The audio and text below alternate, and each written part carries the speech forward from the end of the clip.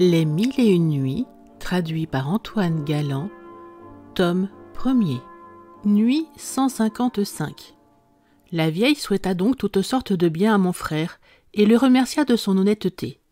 Comme elle était habillée assez pauvrement et qu'elle s'humiliait fort devant lui, il crut qu'elle lui demandait l'aumône et il lui présenta 2 pièces d'or. La vieille se retira en arrière avec surprise, comme si mon frère lui eût fait une injure. « Grand Dieu, lui dit-elle, que veut dire ceci ? Serait-il possible, Seigneur, que vous me prissiez pour une de ces misérables qui font profession d'entrer hardiment chez les gens pour demander l'aumône ? Reprenez votre argent, je n'en ai pas besoin, Dieu merci. J'appartiens à une jeune dame de cette ville, qui est pourvue d'une beauté charmante et qui est avec cela très riche, et elle ne me laisse manquer de rien. » Mon frère ne fut pas assez fin pour s'apercevoir de l'adresse de la vieille, qui n'avait refusé les 2 pièces d'or que pour en attraper davantage.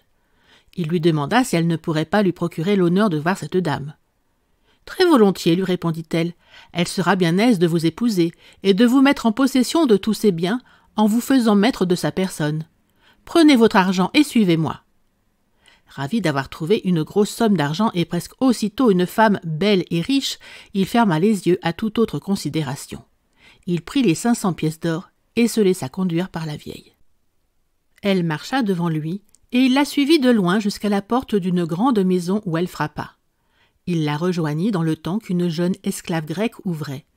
La vieille le fit entrer le premier et passer au travers d'une cour bien pavée, et l'introduisit dans une salle dont l'ameublement le confirma dans la bonne opinion qu'on lui avait fait concevoir de la maîtresse de la maison. Pendant que la vieille alla avertir la dame, il s'assit, et comme il avait chaud, il ôta son turban et le mit près de lui. Il vit bientôt entrer la jeune dame, qui le surprit bien plus par sa beauté que par la richesse de son habillement. Il se leva dès qu'il l'aperçut. La dame le pria d'un air gracieux de reprendre sa place en s'asseyant près de lui. Elle lui marqua bien de la joie de le voir, et après lui avoir dit quelques douceurs.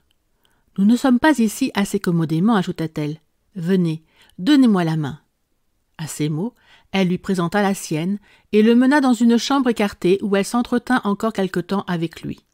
Puis elle le quitta en lui disant « Demeurez, je suis à vous dans un moment. » Il attendit.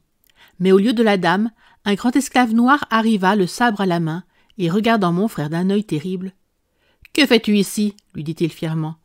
Alnaschar, à cet aspect, fut tellement saisi de frayeur qu'il n'eut pas la force de répondre.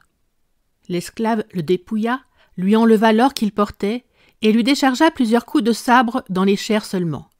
Le malheureux en tomba par terre, où il resta sans mouvement, quoiqu'il eût encore l'usage de ses sens. Le noir, le croyant mort, demanda du sel.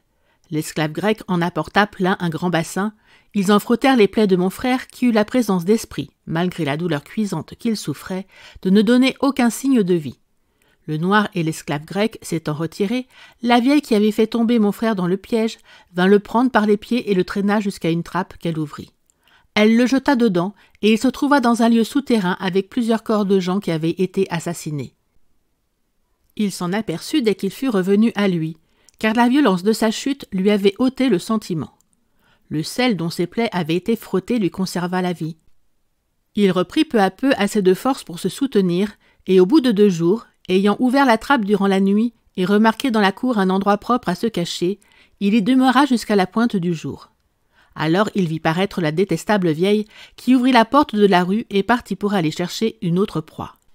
Afin qu'elle ne le vît pas, il ne sortit de ce coupe-gorge que quelques moments après elle, et il vint se réfugier chez moi, où il m'apprit toutes les aventures qui lui étaient arrivées en si peu de temps. Au bout d'1 mois, il fut parfaitement guéri de ses blessures par les remèdes souverains que je lui fis prendre. Il résolut de se venger de la vieille qui l'avait trompé si cruellement. Pour cet effet, il fit une bourse assez grande pour contenir 500 pièces d'or, et au lieu d'or, il la remplit de morceaux de verre. Scheherazade, en achevant ces derniers mots, s'aperçut qu'il était jour. Elle n'en dit pas davantage cette nuit. Mais le lendemain, elle poursuivit de cette sorte l'histoire d'Alnaschar. Merci d'avoir écouté cette vidéo.